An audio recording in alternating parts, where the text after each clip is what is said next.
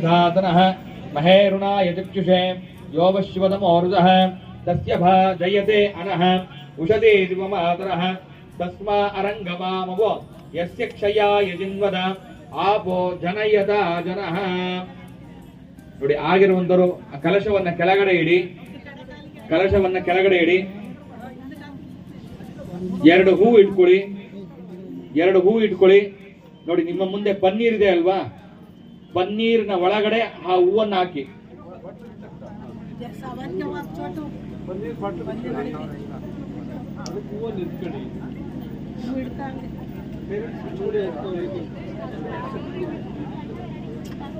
ನೋಡಿ ಪನ್ನೀರನ್ನ ಬಿಚ್ಕೊಂಡು ಅದರೊಳಗಡೆ ಹೂವನ್ನು ಹಚ್ಕೊಳ್ಳಿ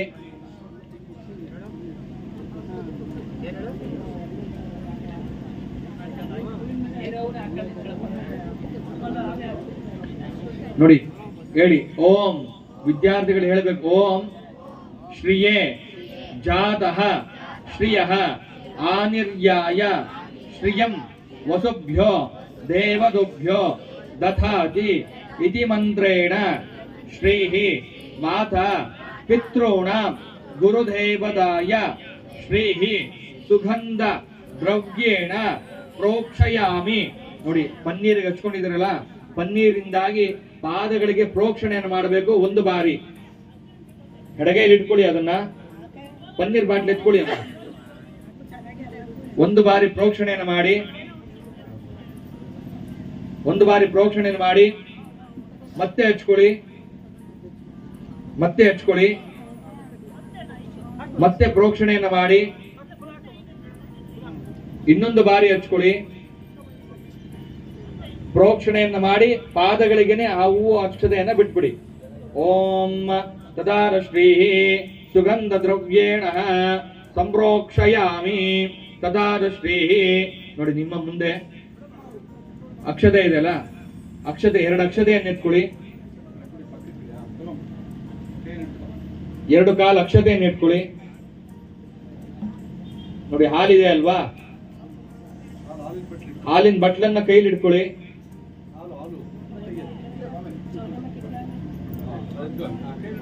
ಹಾಲಿನ ಬಟ್ಲನ್ನ ಕೈಲಿ ಇಟ್ಕೊಳ್ಳಿ ಹೇಳಿ ಓಂ ಆಪ್ಯಾಯಸ್ವ ಸಮೇದುದೆ ವಿಶ್ವದಃ ಸೋಮ ವೃಷ್ಣಿಯಂ ಭವ ವಾಜಸ್ಯ ಸಂಗದೆ ಈಶಾನ ಸರ್ವ ವಿದ್ಯಾನಾಂ ಈಶ್ವರ ಸರ್ವ ಭೂತಾನಾಂ ತಾಮಿ ಓಪಕ್ವಯೇ ಶ್ರಿಯಂ ಕ್ಷೀರೇಣ ದಾಮೋದರಂ ಆವಾಹಯಾಮಿ ನೋಡಿ ನೀವೆಲ್ಲರೂ ಕೂಡ ದೇವಸ್ಥಾನಗಳಿಗೆ ಕ್ಷೀರಾಭಿಷೇಕವನ್ನು ಹಾಲಿನ ಅಭಿಷೇಕ ಮಾಡಿಸ್ತಿರಲ್ವಾ ಹಾಲಿನ ಅಭಿಷೇಕ ಏದಕ್ಕೋಸ್ಕರ ಮಾಡಿಸ್ಬೇಕು ಗೊತ್ತಾ ಹಾಲಿನ ಅಭಿಷೇಕ ದೇವರಿಗೆ ಮಾಡಿಸುವುದರಿಂದಾಗಿ ಅದರಲ್ಲೂ ಕೂಡ ರುದ್ರದೇವ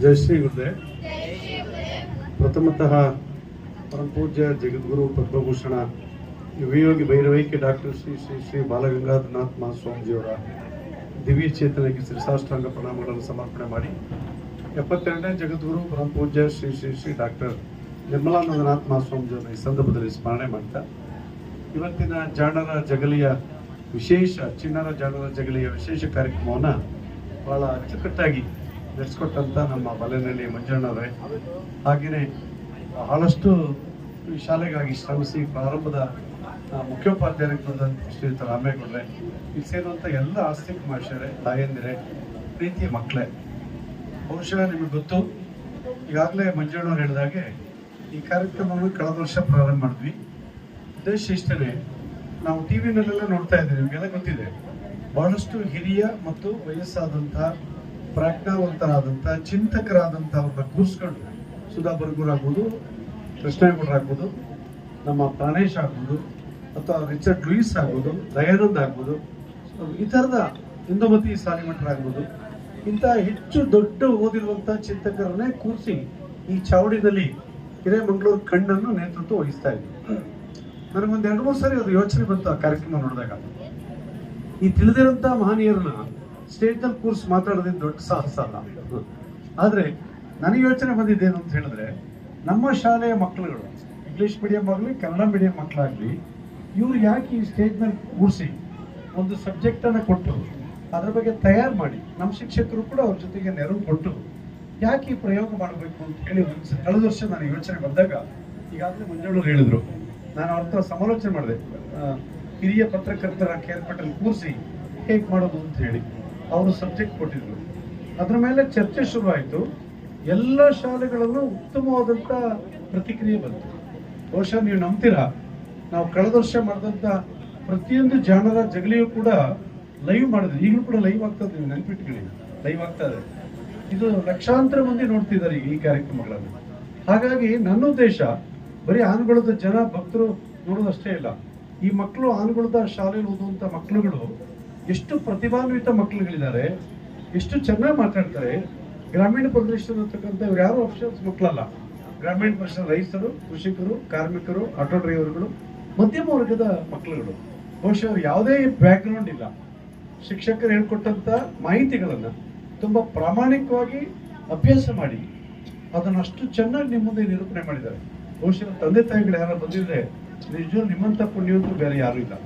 ಅದು ಒಂದು ಮಾತು ಇವರೆಲ್ಲರ ಬಗ್ಗೆ ಹೇಳೋಕೆ ನಾನು ಇಷ್ಟಪಡ್ತೀನಿ. ಆಗಲೇ ಹೇಳಿದೆ ಅವ್ರಿಗೆ, ಇವ್ರು ತುಂಬ ಬಜಾರಿರೋರು, ಪಕ್ಕಾ ಬಜಾರಿರೋರು.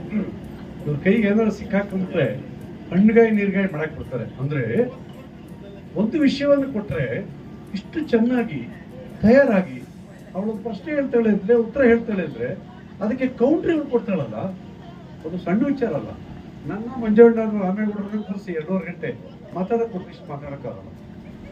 ಪ್ರಾಮಾಣಿಕವಾಗಿ ಹೇಳ್ತೀನಿ. ಅಂದ್ರೆ ಮಕ್ಕಳುಗಳ ಶ್ರಮ, ಪ್ರಾಮಾಣಿಕತೆ, ಅವ್ರ ನಿಷ್ಠೆ, ಅವ್ರು ತಗೊಂಡಿರುವಂಥ ಶ್ರಮಗಳು ನಿಜವಾಗಿಯೂ ಕೂಡ ಇವತ್ತು ಶ್ಲಾಘನೀಯ.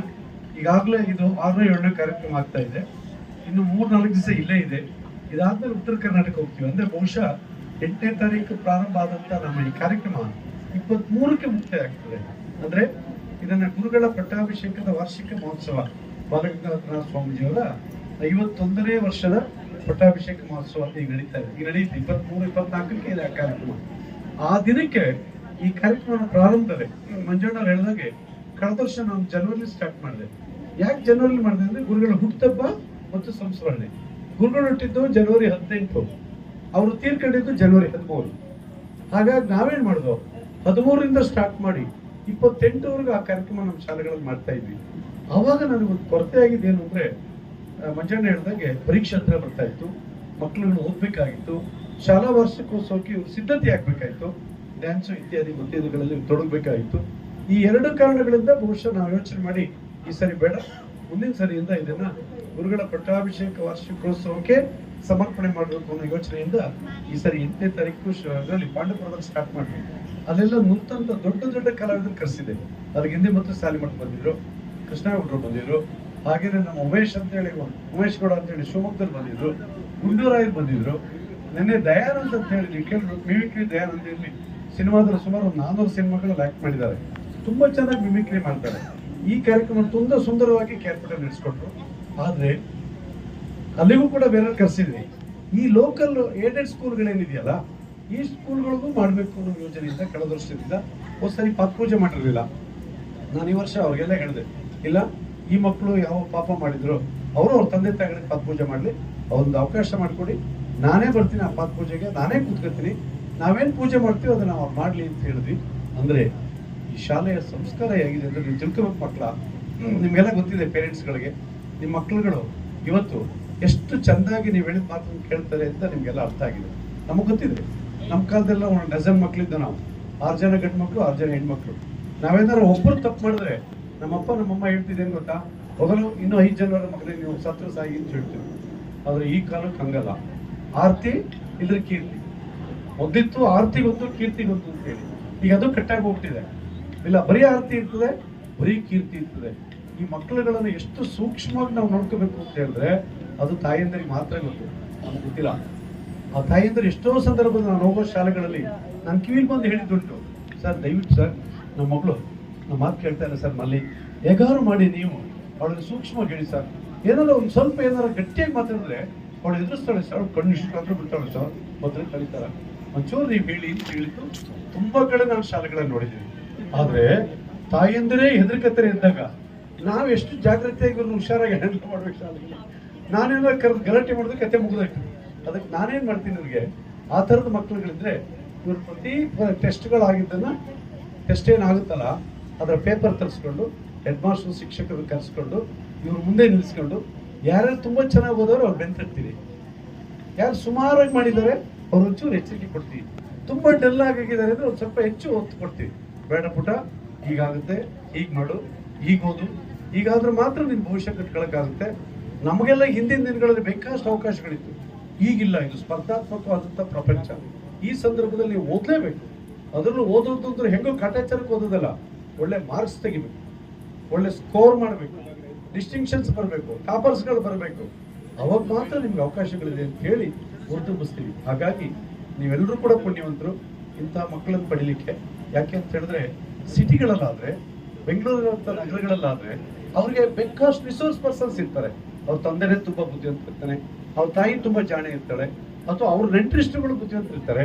ಅದೂ ಆಗಲ್ಲ ಅಂದ್ರೆ ಒಬ್ಬ ಅಧಿಕಾರಿ ಅವನ ಮಗಳನ್ನ ಯಾರು ರಿಸೋರ್ಸ್ ಪರ್ಸನ್ಸ್ ಇರ್ತಾನೋ ಅಲ್ಲೋಗಿ 1 ಲಕ್ಷ ಗಟ್ಟಲೆ ಕೊಟ್ಟು, ಸರ್ ನಮ್ಮ ಹುಡುಗಿ ಇಂಥದ್ಕೊಂದು ತಯಾರಾಗಬೇಕಾಗಿದೆ, 15 ದಿವಸ ನಿಮ್ಮ ಹತ್ರ ಬಿಡ್ತೀವಿ, ತುಂಬಾ ಸುಂದರವಾಗಿ ತಯಾರು ಮಾಡಿ ಅಂತ ಹೇಳೋ ಶಕ್ತಿ ಅವ್ರಿಗಿರ್ತದೆ.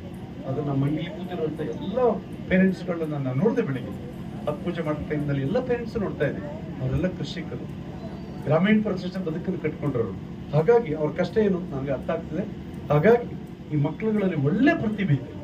ಬಹುಶಃ ಅವರೇನಾದ್ರು ಮುಂದಿನ ದಿನದಲ್ಲಿ, ಈಗಾಗಲೇ ಅನೇಕ ಜನ ನಮ್ಮನ್ನು ಬಿಟ್ಟು ಹೋಗಿದ್ದಾರೆ, SLC ಮುಗಿಸಿ ಬೇರೆ ಶಾಲೆಗಳಿಗೆ. ಬಹುಶಃ ಅಲ್ಲೆಲ್ಲ ಈ BJS ಶಾಲೆ ಹೆಸರುಗಳೇ ಅವ್ರು ಹೇಳೋದು. ಅಲ್ಲೂ ಯಾವುದಾದ್ರೂ ಇಂತಹ ಕಾರ್ಯಕ್ರಮದಲ್ಲಿ ಭಾಗವಹಿಸಿದಾಗ ಅನೇಕ ಕಾಲೇಜುಗಳಿಗೆ ನಾನು ಹೋದಾಗ ನನಗೆ ಹೇಳ್ತಾರೆ, ಸರ್ ನಿಮ್ಮ BJS ಹುಡುಗಿ ತುಂಬಾ ಚೆನ್ನಾಗಿ ಹ್ಯಾಂಕರಿಂಗ್ ಮಾಡ್ತಾಳೆ ಸರ್ ಅಂತ ಅನೇಕ ಶಾಲೆಗಳಲ್ಲಿ ನನಗೆ ಮುಖ್ಯಸ್ಥರು ಹೇಳಿದ್ದಾರೆ. ಅಂದ್ರೆ ಅಷ್ಟು ಚೆನ್ನಾಗಿ ತಯಾರು ಮಾಡುವಂತ ನಮ್ಮ ಶಿಕ್ಷಕರಿದ್ದಾರೆ, ಅದಕ್ಕೆ ಬೇಕಾದಂತ ಪೂರಕ ವ್ಯವಸ್ಥೆ ಮಾಡುವಂತ ಒಂದು ಮ್ಯಾನೇಜ್ಮೆಂಟ್ ಇರ್ತದೆ. ಆಮೇಲೆ ಮಕ್ಕಳುಗಳಿಗೆ ಕಲಿಕೆಯ ಆಸಕ್ತಿ ತುಂಬಾ ಇರ್ತದೆ. ಅದನ್ನ ನೋಡಿದಾಗಲೇ ನಿಮ್ಗೆ ಗೊತ್ತಾಗುತ್ತೆ. ಬಹುಶಃ ಇನ್ನೂ 1 ಗಂಟೆ ಆಗ ನೀವು ಮಂಜಾನೆ ಹೇಳಿದಾಗೆ ನಾವೇ ಯೋಚನೆ ಮಾಡಿದ್ವು, ಅವರೆಲ್ಲ ಹೊಟ್ಟೆ ಹಸಿವಾಗಿತ್ತು, ಕೆಲವರೆಲ್ಲ ಎದ್ದೆದ್ದು ಹೋಗ್ತಿರೋದು, ತಟ್ಟೆ ತಗೊಂಡು ವಾಪಸ್ ತಟ್ಟೆ ತಗೊಂಡು ಅಲ್ಲಿಂದ ಕಂಟ್ರೋಲ್ ಮಾಡ್ತಾ ಇದ್ದ ಅಂತ ಪ್ರಕಾಶ್ ಯಾರು ಕಬಡ್ಡಿ ದಯವಿಟ್ಟು ಫಂಕ್ಷನ್ ಆಗೋರಿಗೆ ಅಂತ ಕಾಣಿಸುತ್ತೆ. ಖಾಲಿ ತಟ್ಟೆ ಇಟ್ಕೊಂಡು ಬಂದಂತ ತಾಯಿಯಂದಿರು ನಾನು ನೋಡ್ತಾ ಇದ್ದೆ. ಹಾಗಾಗಿ ನಾನೇ ಮಂಜಾನೆ ಸ್ನಾನ ಮಾಡಿದೆ.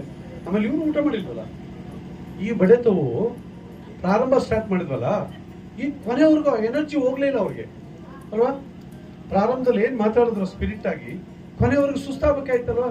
ಪ್ರಾರಂಭದಲ್ಲಿ ಒಂದು ನಾಟಕದ ಪಾತ್ರ ನೋಡ್ತೀವಿ, ಏನ್ ರಮ್ಮಾಗಿ ಆಟ ಆಡ್ಬಿಡ್ತಾನೆ, ಕೊನೆಗೆ 4 ಸೀನ್ ಆದ್ಮೇಲೆ ಡೌನ್ ಆಗ್ಬಿಡ್ತಾನೆ ಅವ್ನು ಪಾತ್ರಧಾರಿ. ಆದ್ರೆ ನೀವು ಆಗ್ಲೇ ಇನ್ನೂ 1 ಗಂಟೆ ಕೊಟ್ಟರೆ ಹಿಂಗೆ ಬಜಾರಿತನ ಆಡ್ತಾರೆ. ಹಾಗಾಗಿ ನಿಮ್ಗೆಲ್ರಿಗೂ ಧನ್ಯವಾದ ಮಕ್ಕಳ, ನಿಮ್ಗೂ ಅಷ್ಟೇ ಧನ್ಯವಾದಗಳು. ಅದಕ್ಕಿಂತ ಹೆಚ್ಚಾಗಿ ಕೂತಿರುವಂತ ಪೇರೆಂಟ್ಸ್ಗೂ ಕೂಡ ನಾನು ಥ್ಯಾಂಕ್ಸ್ ಹೇಳ್ತೀನಿ. ಇಂಥ ಮಕ್ಕಳನ್ನ ನೀವು ಕೊಟ್ಟಿದ್ರಿ, ಸ್ಟೇಜ್ ಮೇಲೆ ಕೂರಿಸಿ ನಿಮ್ ಕಣ್ತು. ನೀವು 2 ನಿಮಿಷ ಮಾತಾಡಕ್ಕಾಗಲ್ಲ, ಇನ್ನು ಮನೆಯೊಳಗೆ ಗಲಾಟೆ ಮಾಡ್ಬೋದು, ಗಂಡನ ಹತ್ರ ಬೇಕಾದ್ರೆ ಪಕ್ಕದ ಮನೆ ಹತ್ರ ಜಗಳ ಆಡ್ಬೋದು. ಆದ್ರೆ ಇದನ್ನು ಕೂತ್ಕೊಂಡು ಮಾಡುವಂತ ಅವಕಾಶ ನಿಮ್ಗೆ ಯಾರಿಗೂ ಒದಗಿಲ್ಲ, ಅದು ನಿಮ್ಮ ಮಕ್ಳಿಗೆ ಒದಗಿದೆ, ಅದು ನಿಮ್ ಪುಣ್ಯ ಅಂತ ಹೇಳ್ತಾ, ಬಹುಶಃ ಎಲ್ಲಾ ಕಾಲೇಜುಗಳಲ್ಲಿ ಇಂತಹ ಒಂದು ಕಾರ್ಯಕ್ರಮ ಆದಾಗ ನಾನು ಸಹಜವಾಗಿ ಮಕ್ಕಳಿಗೆ ಬಹುಮಾನ ಕೊಡ್ತೀನಿ. ಅದು ನನ್ನ ವೈಯಕ್ತಿಕವಾಗಿ ಮಾಡ್ತೀನಿ, ಕೊಡೋದಿಲ್ಲ, ಶಾಲೆಯಿಂದ ಕೊಡೋದಿಲ್ಲ, ನನ್ನ ವೈಯಕ್ತಿಕವಾಗಿ ಕೊಡ್ತೀನಿ. ಅದು ಈ ಸರಿ ಇಲ್ಲೂ ಕೊಡ್ಬೇಕಾಗಿತ್ತು. ಆದ್ರೆ ಎಲ್ಲರೂ ಚೆನ್ನಾಗಿ ಮಾತಾಡೋರು, ಯಾರಿಗೆ ಕೊಡ್ಲಿ? ಇಷ್ಟು ಜನ ಚೆನ್ನಾಗಿ ಮಾತಾಡಿದ್ದಾರೆ. ಅದಕ್ಕೆ ಯೋಚನೆ ಮಾಡಿದೆ, ಎಲ್ಲರಿಗೂ ಬಹುಮಾನ ಕೊಡೋದು ಅಂತ ಹೇಳ್ಬೋದು. ಯಾರೋ ಒಬ್ಬರಿಗೆ ಕೊಡ್ಬೇಕಾಗಿತ್ತು, ಬೇಡ, ಒಬ್ಬರಿಗಿಂತ ಒಬ್ರು ತುಂಬಾ ಸುಂದರವಾಗಿ ಮಾಡೋದ್ರಿಂದ ಆ ಇಡೀ ಬಹುಮಾನ ಕೂಡ ಹಂಚುವಂತ ಪ್ರಯತ್ನ ಮಾಡ್ತೀವಿ. ಹಾಗಾಗಿ ನಿಮ್ಗೆಲ್ರಿಗೂ ಧನ್ಯವಾದಗಳು. ಇಷ್ಟೊತ್ತು ತಾಳ್ಮೆಯಿಂದ ಕೂತ ನಿಮ್ಮ ಮಕ್ಕಳು ಇನ್ನೂ ಜನ ಬರ್ಬೇಕಾಗಿತ್ತು. ನಾನು ಅದೇ ಪ್ರಕಾಶ್ ಹೇಳ್ತಾ ಇದ್ದೆ. ಯಾಕೆಂದ್ರೆ ಒಂದು ಗೌರ್ಮೆಂಟ್ ಶಾಲೆಗಳಲ್ಲ, ಏಡೆಡ್ ಶಾಲೆಗಳಲ್ಲಿ, ಗ್ರಾಮೀಣ ಪ್ರದೇಶದ ಕನ್ನಡ ಮೀಡಿಯಂ ಶಾಲೆಗೆ ಮಕ್ಕಳುಗಳನ್ನು ಸೇರಿಸೋದೇ ಕಷ್ಟ. ಇವತ್ತು ತುಂಬಾ ಕಡೆ ನಾವು ಆ ಕೊರತೆಯನ್ನು ನಾವು ನೋಡಿದ್ವಿ. ಆದ್ರೆ ಇವತ್ತು ಆನುಗಳ ಶಾಲೆ ನಮ್ಮ ಉಳಿದಿರುವಂತ ಎಲ್ಲ ಏಡೆಡ್ ಶಾಲೆಗಳಂತ ತುಂಬಾ ಚೆನ್ನಾಗಿ ನಡೀತಾ ಇದೆ. ಅಡ್ಮಿಷನ್ ಚೆನ್ನಾಗಿದೆ. ಇಲ್ಲೇ ಪಕ್ಕದಲ್ಲಿ 5 ಇದೆ, ಬಹುಶಃ ಮುಂದಿನ ವರ್ಷ ಮುಚ್ಚಬೇಕಾಯ್ತದೆ ಆ ಶಾಲೆ. ಆ ಪರಿಸ್ಥಿತಿ ಇದೆ. ಬಹುಶಃ ಇಲ್ಲಿ ಒಳ್ಳೆ ಶಿಕ್ಷಕರಿದ್ದಾರೆ, ನೀವು ಅದನ್ನ ಚೆನ್ನಾಗಿ ಬಳಸ್ಕೊಳ್ಳಿ. ಪೋಷಕರು ಅಷ್ಟೇನೆ, ಮಕ್ಕಳನ್ನ ಶಾಲೆಗೆ ಕಳಿಸ್ಬಿಟ್ರೆ ಮುಗ್ದೋಯ್ತು, ಅವ್ರು ಪಾಸ್ ಆಗಿ ಬರ್ತಾಳೆ ಅಂತ ಇರಬಾರ್ದು. ತಿಂಗಳಿಗೆ ಒಂದ್ಸಲ ಬಂದು ಆ ಶಿಕ್ಷಕರಿಗೆ ಹೇಳಿ, ನಮ್ಮ ಮಗಳೇನ್ ಮಾಡ್ತಾಳೆ, ಏನ್ ಓದ್ತಿದ್ದಾಳೆ, ಯಾವ ಪ್ರಮಾಣದಲ್ಲಿ ಇದ್ದಾಳೆ, ಈ ತರದ ಒಂದು ಚರ್ಚೆಯನ್ನ, ಚಿಂತನೆಯನ್ನ ಮಾಡೋದ್ರ ಮುಖಾಂತರ ಬಹುಶಃ ಮಕ್ಕಳ ಮಾನಸಿಕ ಭೌತಿಕ ಗುಣಮಟ್ಟವನ್ನು ಬೆಳೆಸೋದಕ್ಕೆ ಸಾಧ್ಯ ಆಗುತ್ತೆ ಅನ್ನೋ ಮಾತನ್ನು ಹೇಳಿ, ಇಷ್ಟು ಸಮಯ ನಿಮ್ಮನ್ನೆಲ್ಲ ಕೂರಿಸಿದ್ದಕ್ಕಾಗಿ ಧನ್ಯವಾದಗಳನ್ನು ಹೇಳ್ತಾ ನನ್ನ ಮಾತನ್ನು ಮುಗಿಸ್ತೀನಿ. ಜೈ ಶ್ರೀ. ಧನ್ಯವಾದಗಳು ಸರ್.